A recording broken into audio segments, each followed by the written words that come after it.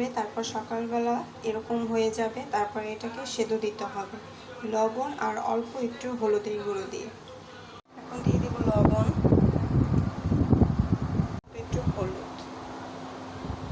এখন এটা ভালোভাবে সেদ্ধ হওয়া পর্যন্ত অপেক্ষা করতে হবে। ফুচকা বানানোর জন্য আমি সব কিছু এখানে রেডি করে নিয়েছি। ডিম সেদ্ধ করে নিয়েছি, আলু সেদ্ধ করে নিয়েছি, তারপর হচ্ছে ডাবলিটা ভালো করে সেদ্ধ করে নিয়েছি, আর সাথে হচ্ছে আমি ফুচকা ভেজে নিয়েছি, আর হচ্ছে পেঁয়াজ, কাঁচামরিচ, শসা, ধনিয়া পাতা সব কিছু কেটে এখন আমি একটা একটা করে মিক্সড করে নিব। প্রথমে আমি শসা, পেঁয়াজ, কাঁচামরিচ স্বাদ মতো দিয়ে দিতে হবে, সাথে কিছুটা শুকনো মরিচের গুঁড়ো আমি অ্যাড করব। আর হচ্ছে এখন লেবুর রস দিয়ে দিচ্ছি। তারপরে ভালো করে মিক্সড করে নিতে হবে। এরপর দিয়েছিলাম অল্প একটু স্বাদ মতো বিট লবণ, আর নর্মাল লবণ স্বাদ মতো দিয়ে দিতে হবে। তারপর দিয়েছি ভাজা জিরার গুঁড়ো।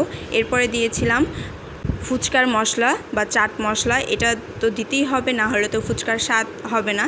তো এটা দিয়ে ভালো করে মিক্সড করে নিয়েছি, আর সাথে একটু টক মিক্সড করে দিব। এরপর ভালোভাবে মিক্সড করে ফুচকা জন্য রেডি করে নেব। আজকে আর ফুচকার সাথে টকটা রেসিপি দেওয়া হলো না।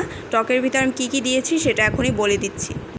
টকের ভিতর আমি অল্প একটু পেঁয়াজ কুচি, কাঁচামরিচ কুচি, আর হচ্ছে বিট লবণ, তারপর হচ্ছে স্বাদ মতো লবণ, আর হচ্ছে চিনি, ভাজার জিরার গুঁড়া, ফুচকার মশলা, লেবুর রস, এগুলো, ধনিয়া পাতা কুচি, অল্প একটু ডিম দিয়েছিলাম, সাথে দিয়েছি অল্প একটু শসা কুচি।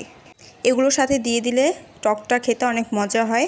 আর সাথে আমি এখানে আলু আর হচ্ছে ডাবলি যে পুরটা বানিয়েছি, এটা 2 চামচ আমি টকের ভিতর দিয়ে দিয়েছি। তারপরেই রেডি হয়ে গেল মজাদার ফুচকার জন্য টক।